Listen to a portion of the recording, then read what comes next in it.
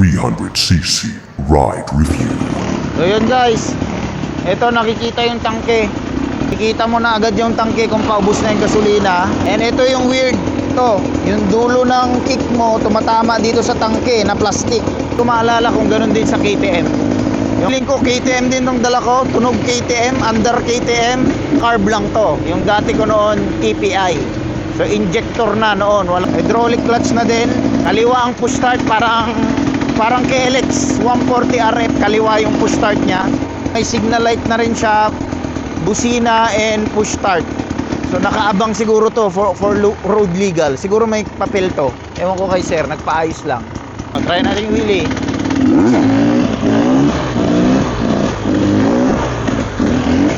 Wow, ito ah, maamo ah. So yun, yung unang naramdaman ko sa kanya, napakaamo niya. Hindi siya kagaya ng YZ250. Pag kinompare mo sa YZ250, ang wild nung 250, 100cc pero maamo and malakas siya. Ulit, try ko ulit, baka tsamba lang.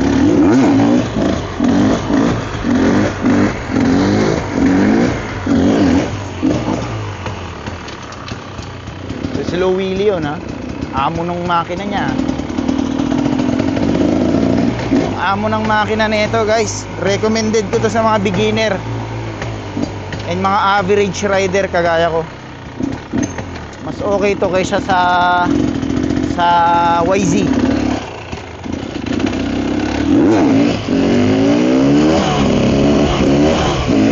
Magastos sa gasolina to sigurado. Napakatipid sa gasolina noon, KTM TPI. Kasi nga FI na. And sobrang tipid niya sa fully synthetic na tuti. Kapag TPI, ito carb. So ewan ko lang sa gastos ng gasolina nito siguro. O third gear tayo, third gear ako nabiwin.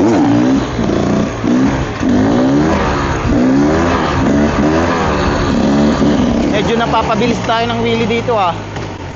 Pag binigyan mo rin siya ng gas, malakas din siya. Mabilis din, wild din siya pag pinigaan mo. Kasi siyempre 300cc na to. I hope you guys can hear me kasi wireless yung microphone natin. Yung handlebar niya, walang nakalagay kung Evo ba to, Pro Taper o rental, walang nakalagay sa handlebar. Ang kill switch niya nasa kanan. Malilito ka sa unang gamit mo to, malilito ka. Ramdam ko yung gaan nito and yung lambot ng suspension niya, napakalambot. And full size to, full size na dirt bike. Hindi siya yung lowered, hindi siya yung maliit. Nakikita ko yung speedometer, odometer, tsaka oras. And yung battery charger niya, parang MTX ah. May mga mode to, may mga pindutan yung panel. Ewan ko lang kung ano mangyayari kung pinindot ko yung mga pindutan sa panel. Dalawa yung pindutan. And ano pa, may radiator, reservoir, wala siyang reservoir. So hindi ko alam bakit to hindi gaanong matunog tong pangalan na radio sa Pilipinas. Pero maganda naman siya.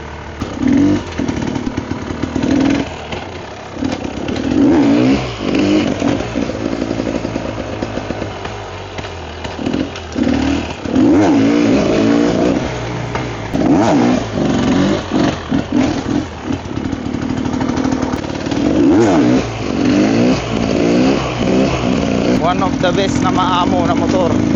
Nagustuhan ko dito, hindi maingay yung tambutso. Yung YZ, grabe, napakaingay ng YZ.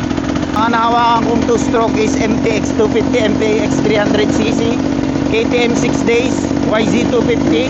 Yan yung mga nahawakan nating motor, which is very good naman. May kanya-kanya silang karakteristik. Baka din natin DT and KMX. So ito, ang ganda niya, ang amo niya. Hindi kailangan galitin yung makina.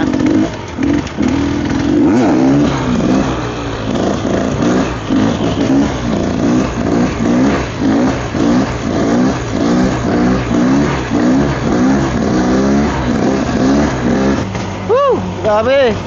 Sarap naman. Ganda tong motor na to. Kata yung kadena na ito nyong gumaganon. Oh.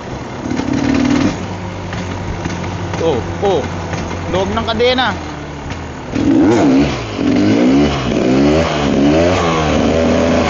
Second gear. Ugo.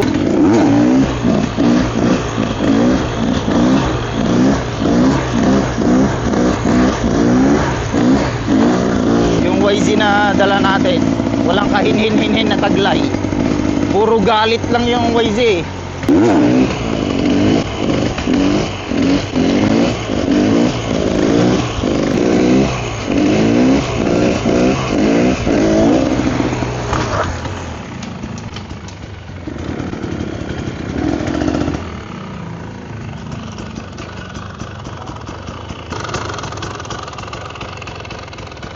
Lalaglag.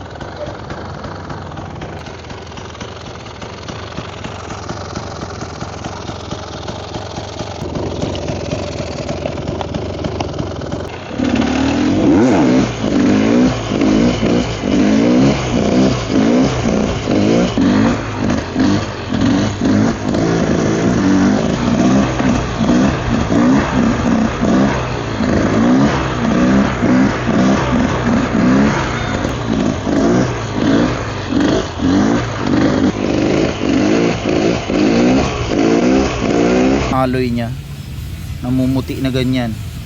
So yun, comment below bakit, kung anong reaction yan. So ito yung block niya, oh. Yan yung block niya. So hindi to China, hindi China ang radio. Ang alam ko hindi China to. And yan yung radiator niya, malaki, walang radiator fan and walang reservoir. And ang kanyang preno, hindi siya Brembo. Yun lang pinagkaiba niya sa KTM. Yung ano niya, yung dial niya, high-low lang. Bakit kaya nila nilagay dito sa bilog na to? May tail light, yan, tail light. Brand new to guys, ang gamit pa lang ng customer. Brand new. Ewan ko anong brand ng kanyang pipe. Nakatusok lang to, ito, nakatusok. Parang yung KTM din, yan. Ito lang, tinutusok lang sa goma, yan. Wala siyang tornilyo. So Husky, plastic to, pero ito sa kanya ang nipis na alloy. So yan yung subframe niya. Yan, yung subframe niya, yan lang, ito siya. Aluminum, tapos ito metal. So yan, walang brand yung kanyang handlebar, walang nakasulat na rental and so on, wala. Fork, hindi ko alam kung KYB, walang naman nakasulat. Siguro KYB din yan. Ang ating quick review ng Radio 300 Mister. Mahal din to, mahal.